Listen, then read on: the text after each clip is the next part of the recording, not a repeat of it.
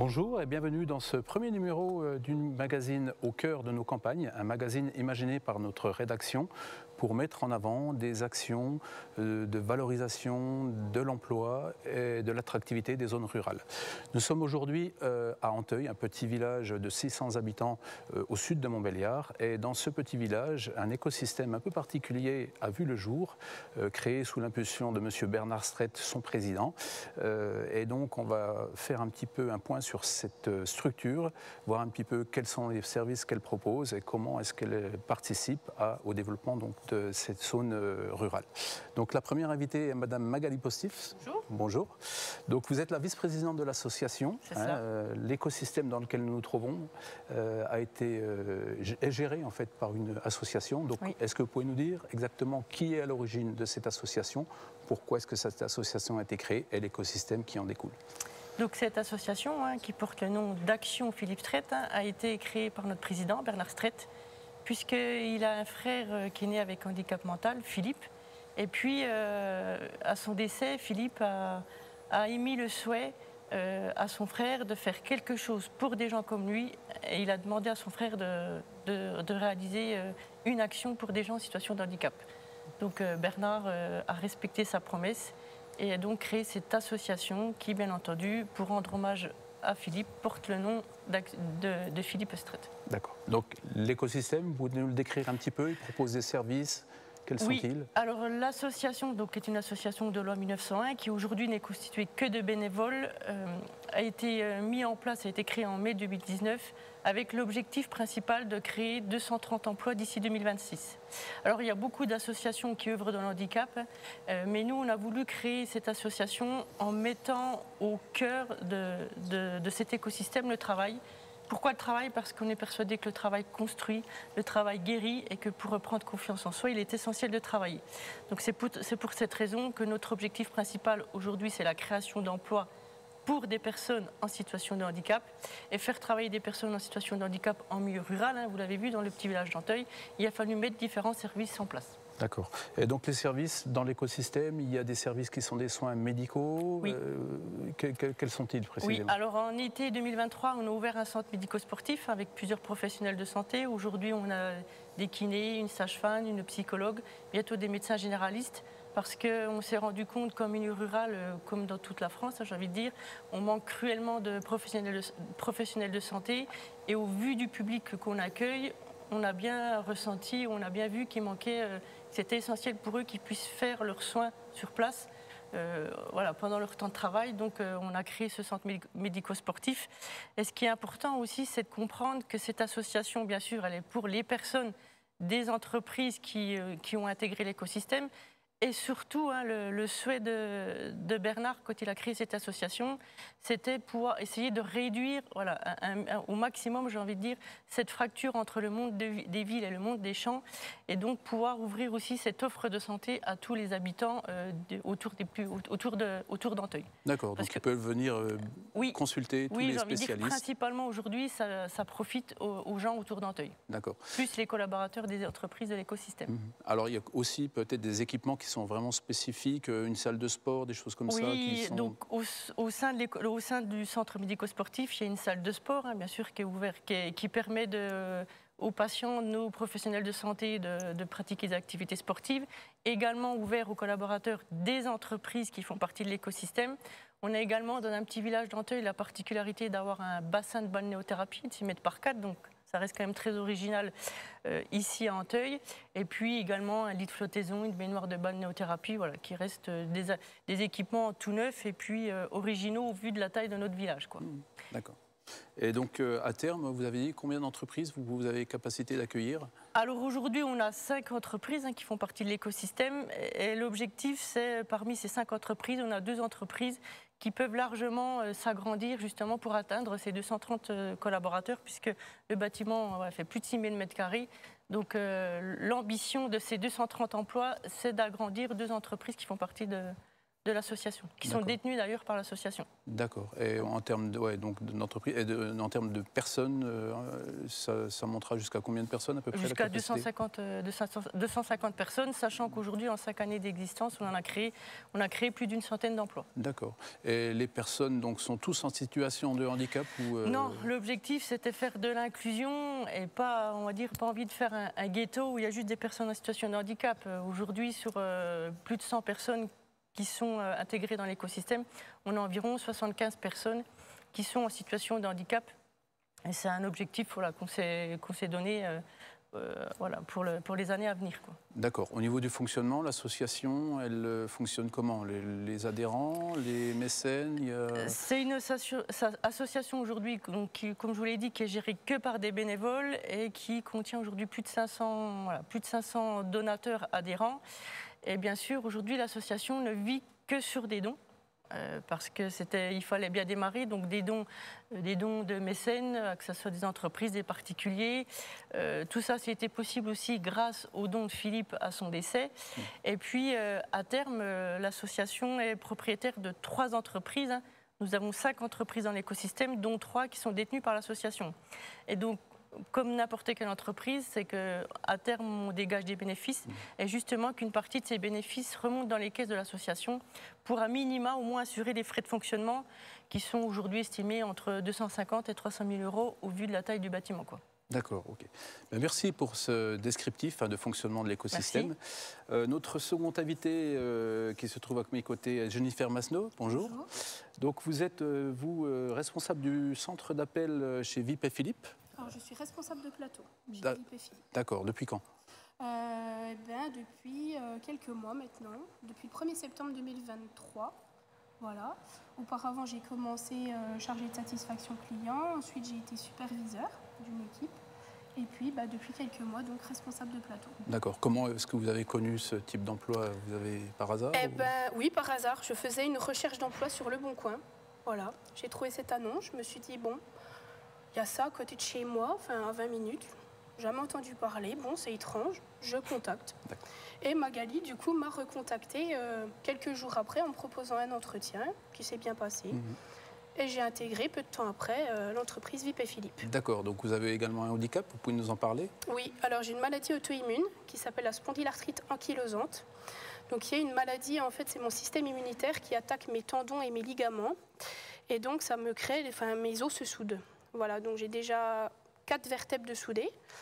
Donc je sais que je peux terminer en fauteuil roulant. Ou voilà, donc il y a des choses que je ne peux plus faire, d'autres qu'il faut que je fasse justement pour essayer de ralentir la maladie.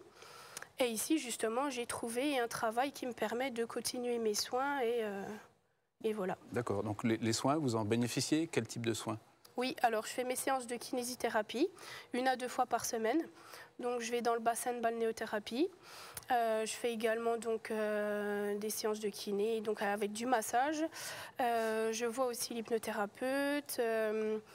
Voilà, et c'est vrai que c'est chouette. En termes d'aménagement de poste, il y a des choses prévues pour vous et vos collaborateurs? Ah oui, on a donc sur recommandation de la médecine du travail, on a un poste qui est aménagé. Donc moi j'ai un siège ergonomique en fait, avec un maintien au niveau des cervicales, un coussin que je peux gonfler quand j'ai des douleurs au lombaire. J'ai également un repose-pied, j'ai une souris aussi où je ne bouge pas mon bras, il n'y a que mon pouce qui bouge. Et puis j'ai aussi un bureau électrique où je peux travailler assis et debout. D'accord, donc voilà. Du mobilier spécifique qui vous accorde beaucoup de confort. Quoi. Ah oui. Et vos collaborateurs également, donc ils ont... Ah oui, les collaborateurs peuvent aussi avoir un aménagement de poste, oui. Une question qui m'interpelle, est-ce que les gens travaillent à temps plein ici ou est-ce qu'ils ont des formules un peu sur temps réduit Alors, on est de base à 35 heures, mais après c'est vrai que suivant les pathologies, il y a des personnes qui sont à temps partiel, mi-temps thérapeutique, 50, 60, 70%, voilà, c'est... Il y a une question qui me vient aussi à l'idée, c'est est-ce que vous appréciez de travailler en zone rurale? Ah bah oui. Ah oui. La zone rurale, c'est difficile en fait. Déjà, du fait de notre pathologie, on a du mal à trouver un emploi. Et en zone rurale, c'est compliqué aussi parce qu'il y a des choses... Voilà, comme moi, tout ce qui est port de charge lourde, je ne peux pas. Vers chez moi, il y a beaucoup de commerces où voilà, il y a des ports de charge, donc je ne pouvais pas. Et là, d'avoir trouvé ici cet écosystème, cette entreprise, ça m'a changé la vie. Très bien. Merci pour ce témoignage. Avec plaisir. Nos étudiants du BTS audiovisuel du Lycée sont venus réaliser un reportage que je vous propose de regarder à présent. Reportage. Et quand je lui ai demandé ce qu'il voulait faire de son argent, il m'a dit « Je voudrais que tu fasses quelque chose pour les gens comme moi ». Cette promesse faite par Bernard à son frère Philippe avant son décès, il l'a honorée en créant une association vertueuse de grande envergure, Action Philippe Strait. Je suis revenu dans l'entreprise familiale parce que mon frère aîné était handicapé. Il n'a jamais pu apprendre à lire et à écrire. C'était le souci numéro 1 de mes parents, en se demandant qu'est-ce qu'allait devenir Philippe après leur décès. Donc j'ai lui acheté sa maison en Viager, où il vivait avec mes parents. Et pendant une trentaine d'années, il s'est constitué un pécule qui devait normalement lui servir si jamais je décédais avant lui. Après avoir brillamment dirigé Delfingen, transformant cette petite entreprise artisanale familiale en un groupe international, Bernard Strait se consacre désormais à la création et au développement d'un écosystème innovant composé d'une poignée d'entreprises. Donc on a démarré par un centre d'appel de prestation de services qui s'appelle VIP et Philippe et qui rend des services à une multitude de clients. On fait des prises de rendez-vous entre un assuré et qui a eu un sinistre et son assureur, par exemple, ou des choses comme ça. Ensuite, en 2021, on a accueilli une microcrèche, la compagnie d'Arthur. On a été conseillé par la CAF du Doubs qui nous a dit, moi je connais une directrice qui crée des structures de microcrèches et la particularité de ces structures, c'est qu'elles réservent un tiers de ses places à des enfants handicapés. En octobre 2022, on a eu Cliff par Randstad, qui elle a un statut d'entreprise adaptée de travail temporaire. C'est-à-dire qu'elle va faire le même travail qu'une agence d'intérim que vous connaissez, sauf que du fait de son statut, elle va faire travailler toujours via l'intérim, mais uniquement des personnes en situation de handicap.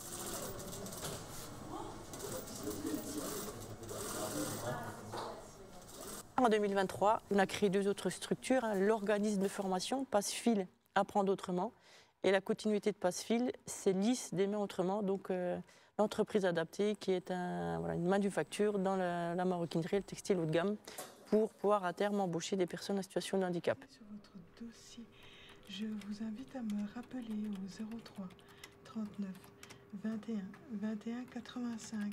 Je vous en remercie. On est dans une entreprise avec énormément de bienveillance et de savoir-être, où le handicap est pris en compte et les besoins de tout à chacun.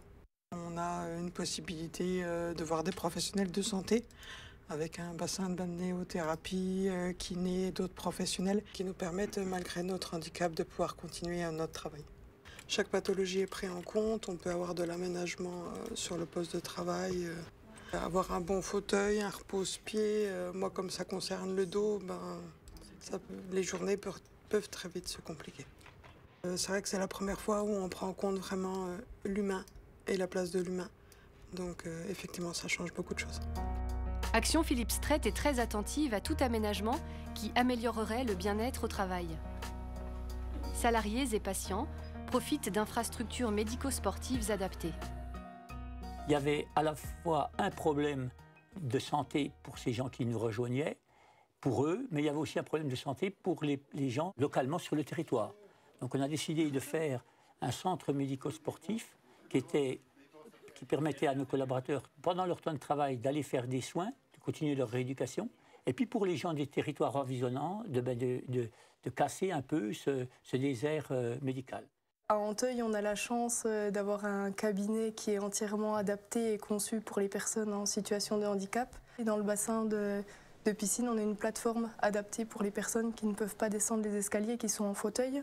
On a une pièce avec une baignoire balnéo qui est adaptée également avec un système de harnais. Les séances de kiné sont ouvertes à tous les patients en situation de handicap ou non. Et on est ouvert aussi sur l'extérieur. On ne prend pas en charge que des patients qui travaillent ici. Le travail d'une sage-femme libérale, ça consiste à avoir des patientes à mon cabinet et aussi à domicile pour des consultations de suivi de grossesse, rééducation, préparation à l'accouchement, sortie de maternité, séances d'aquanatalité en piscine. J'ai eu quelques patientes depuis que je suis ici, une en fauteuil roulant, une patiente malentendante, une autre avec un handicap au niveau du bras. Si l'insertion professionnelle des personnes handicapées demeure l'axe central d'Action Philippe Strait, investir dans les campagnes et les revitaliser est aussi l'une de ses principales préoccupations. Le fait que l'association soit installée ici à Anteuil, dans ce petit village de quelques centaines d'habitants, fait que ça attire la lumière sur ce lieu qui est assez original. On s'attend plutôt à trouver ce type d'écosystème en ville, mais c'était vraiment une volonté de la part du fondateur de créer ça en milieu rural et prouver que c'était possible via la création d'entreprises et la mise en place de ces services exceptionnels. Donc mon idée fixe était de dire je vais faire quelque chose, essayer de faire quelque chose pour les personnes cabossées par la vie, et puis le faire en milieu rural pour redynamiser le secteur rural. On estime que justement pour qu'ils reprennent confiance en soi, ils ne sont pas là juste parce qu'ils sont handicapés, ils sont là parce qu'ils sont capables. Voilà, on estime qu'ils sont capables de faire ce métier. Quelqu'un qui ne peut pas se reconstruire s'il a le sentiment que quelque part on l'a pris par pitié. Il faut qu'il sente qu'il est là parce qu'il est digne, il est un homme debout et que ce qu'il fait, il le fait bien. La réussite déjà, c'est le nombre d'emplois créés. C'est le fait de voir que des gens nous rejoignent alors qu'ils ont perdu toute confiance en eux et que grâce au travail qu'ils font ici, à l'accompagnement qui est mis en place, ces gens-là grandissent et s'épanouissent dans leur travail. Pour faire de chaque personne cabossée par la vie un contribuable, il faut à la fois ces trois arguments de la bienveillance, de la patience et de l'exigence. Très beau reportage réalisé par nos étudiants donc du lycée Germaine-Tillon. Retour sur le plateau avec deux nouveaux invités. Qui vont venir également témoigner. Donc, Monsieur Coulon, vous êtes superviseur d'équipe. Bonjour. Bonjour. Donc, chez VIP et Philippe, pouvez-vous nous présenter un petit peu l'activité que vous faites? Alors, l'activité, en fait, on travaille pour Randstad, en fait. Et, on est la cellule sourcing de chez Randstad. C'est un talent center. On vient, en fait, en support des agences pour du sourcing. Quand ils ont une commande d'une entreprise ou autre. Et également, en fait, on nettoie, on va dire entre guillemets, leur base de données. C'est plutôt compliqué à faire en agence, donc on est là, en fait, pour les suppléer. C'est plutôt pas mal.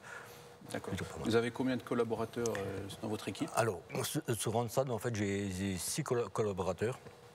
J'ai 4 autres collaborateurs en fait, sur une autre activité à l'audio-diagnostic. D'accord. Pareil, ils ont tous un handicap également ou... Alors, je ne pourrais pas vous répondre exactement parce que bon, ce n'est pas une question que je pose à mes collègues s'ils n'en parlent pas. Il y a des personnes qui ne sont pas prêtes à s'ouvrir, à le dire. Je pense qu'à 70%, même un peu plus. D'accord. Ouais. Et vous souffrez également d'un handicap? Vous pouvez nous en parler un petit peu? Alors moi j'ai la fibromyalgie depuis 2016, depuis fin 2016. Ça arrivait du jour au lendemain. Je jouais au foot une bonne semaine avant. Ça se passait plutôt pas mal. Et tout s'est arrêté à ce moment-là, quoi. Et la maladie évolue rapidement, non? On ne va pas dire qu'elle évolue, en fait, c'est des périodes, en fait, c'est des périodes, c'est beaucoup avec le temps, avec la fatigue, il y a beaucoup, en fait, de choses qui viennent se greffer autour. On apprend à vivre avec, c'est la première des choses, en fait, à faire, et à se dire, à comprendre que, en fait, ce sera comme ça, et puis plus comme avant, quoi. Vous bénéficiez des soins qui sont proposés dans l'écosystème ou... Alors, il y a une période où oui, j'en ai bénéficié. Depuis, non, un peu moins. Faute de temps. Faute de temps. Faute de temps. Et j'ai un peu, on va dire, des petites alternatives qui me conviennent très bien pour le moment. D'accord, ok.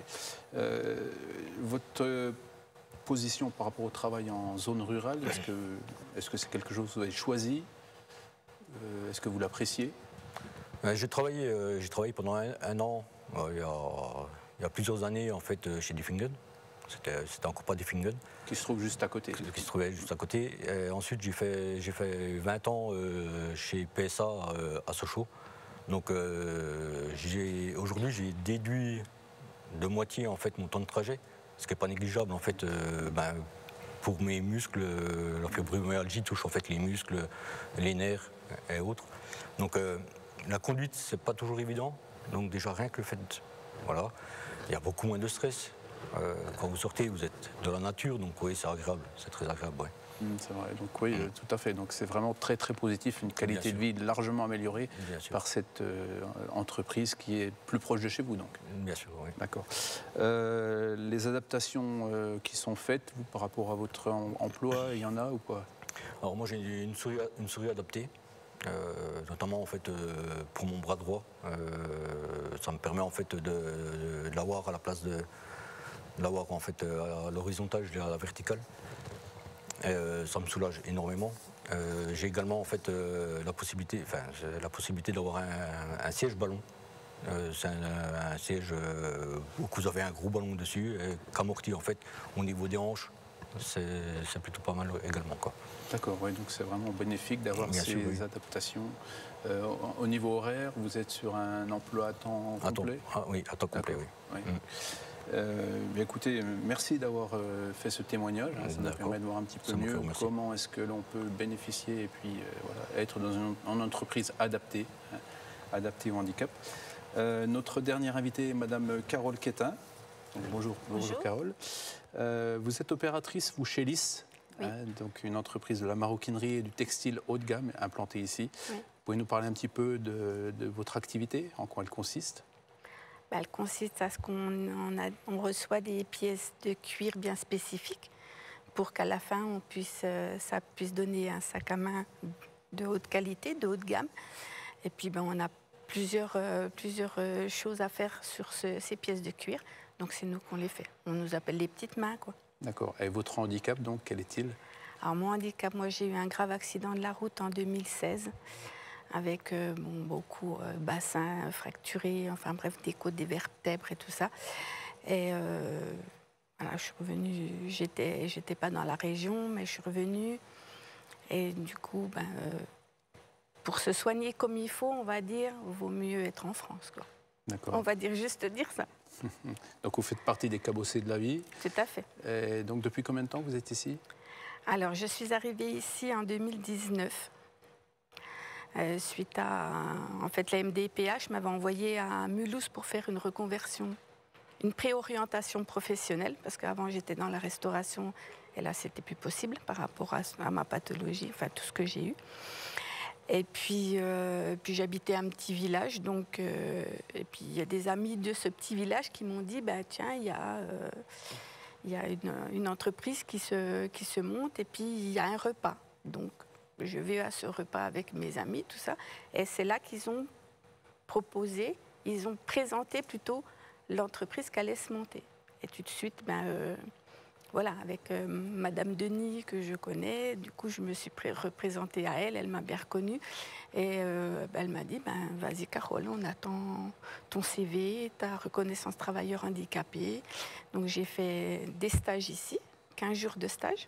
J'ai reprolongé d'une semaine parce que je voulais absolument voir ce qui se passait derrière, sur une 3e semaine de stage. Et puis ensuite, Magali m'a appelée, elle m'a dit... t'intègres chez nous lundi matin, on t'attend pour 9h. Donc, ouais, on voit que vous avez l'air ravi d'être ici, très épanoui. Oui, moi je suis très... plaisir. Ah oui, ça nous redonne du baume au cœur. On se dit, on se sent... voilà, quoi. On se dit, on ne profite pas du système. Hein. On intègre pour pouvoir être valorisé, on peut fournir un travail, même si on a un handicap et qu'il y a des choses qu'on ne peut plus faire ou quoi que ce soit, mais au moins ça nous remonte un petit peu. Ça donne cette position de contribuable, travailleur, oui, c'est vrai que c'est important. Le moral, il remonte énormément. Le côté psychologique, c'est vrai que vous bénéficiez donc également des soins ici? Oui. Ah oui, moi j'ai la kiné 2 fois par semaine tout au début que j'étais là, ensuite 1 fois par semaine. Je suis les cours de sport les mardis et les jeudis. Je vais en balnéothérapie. Je vais voir l'hypnothérapeute aussi qui m'a beaucoup aidé à faire passer beaucoup de choses. Et puis bientôt, faut que je prenne rendez-vous avec notre sage-femme. Très bien, ça fait plaisir de voir que vous utilisez au moins le système. Oui, non, mais c'est important en fait qu'on n'ait pas à faire 50 km pour pouvoir se soigner, c'est quand même énorme, quoi. D'accord. Est-ce que vous appréciez donc de travailler également en zone rurale? Oui. Ouais, c'est quelque chose de fabuleux, je pense. Ah ben c'est fabuleux. Moi je préfère quand je sors du travail ou rien quand on mange le midi avec les collègues, c'est quand même plus agréable de voir de la verdure partout plutôt que de voir des buildings, quoi. Ouais, enfin, moi je vois ça comme ça. Clairement. Voilà. Ok. Bah, écoutez, merci pour ce témoignage. Je vous en prie. Nous avons pu découvrir dans ce premier numéro du magazine Au cœur de nos campagnes un très bel écosystème qui vraiment favorise l'accès aux personnes ayant un handicap au travail.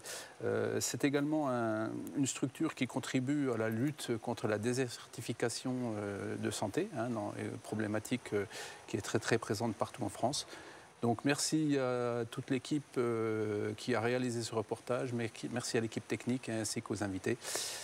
Et je vous donne rendez-vous à très vite sur un prochain numéro du magazine Au cœur de nos campagnes.